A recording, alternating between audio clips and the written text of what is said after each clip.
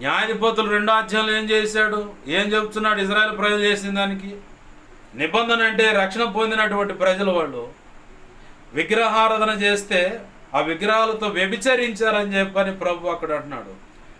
అదే మాట ప్రకటన గ్రంథం 21వ అధ్యాయం 8వ వచనంలో అక్కడ ఉంటుంది, వ్యభిచారులు 2వ మరణానికి పాత్రులు. అంటే 2వ మరణం అంటే నిత్య నరకం. రక్షణ పొంది విగ్రహారాధన చేస్తే అక్కడేమో ప్రభు అంటున్నాడు వ్యభిచరించారని. నీది కాని పొరుగు అని స్త్రీని, నీది కాని పొరుగు అని పురుషుడును ఆశ్రయించి వాళ్ళతో పాపం చేస్తే వ్యభిచారం అన్నారు. ఈ వ్యభిచారము ఆ వ్యభిచారం మొత్తం కలిపి అక్కడ ఉంటుంది, నిత్య నరకంలో ఉంటుంది.